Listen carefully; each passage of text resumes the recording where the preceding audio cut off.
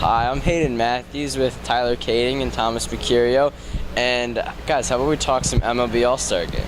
So let's start with you, Tyler. Snubs. Fire away. Big one's Jesus Aguilar. That's the one everyone's talking about. That's the one that, quite honestly, is the biggest snub that there can be. 23 bombs. Aguilar has been leading the league among qualified hitters in OPS. I thought maybe he gets left off because of the rule that every team needs one player, that Justin Bour would get in for the Marlins, and a lot of stuff happened. Cervelli for the Pirates, that didn't happen. And that not happening, there's no excuse for Aguilar not to be in the game. Quite honestly, that's the big one. Snell's the other one that everyone's talking about, ERA leader, victim of the horrible voting system that the MLB has right now with the players, that he wasn't or was borderline all-star when they had to send in their ballots. So, those are the two big ones, in my opinion.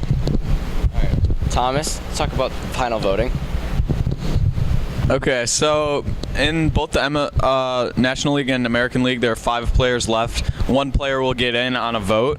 And in the National League, there's Jesus Aguilar, Max Muncy, Trey Turner, Brandon Belt, and Matt Carpenter. I would vote for Aguilar, like Tyler said, one of the best hitters in the league, and he's hit 3 homers in the past 2 games, heating up right about now. Max Muncy has been a revelation, but I don't think he's played enough to have that recognition in the All-Star game. He's 1 point better, 1.008 OPS than Aguilar. But I think those are definitely the top 2 in the final vote in the NL, and then in the AL, I would go with Andrelton Simmons. He is still probably the best defensive shortstop in the league year after year with an amazing defensive WAR. And this year, he's hitting .312, showing he can hit, and his strikeout percentage, 4.6%. That's amazing. If he keeps this up, he's the best since Tony Gwynn. Best in the league by far. And I think Andrelton Simmons really should get it over Stanton or Rosario or Segura. He's just been really good this year. Okay, so we're going to keep it with you, Thomas. And who do you think should start for the NL and AL? With that being included with the pitchers who may pitch on Sunday.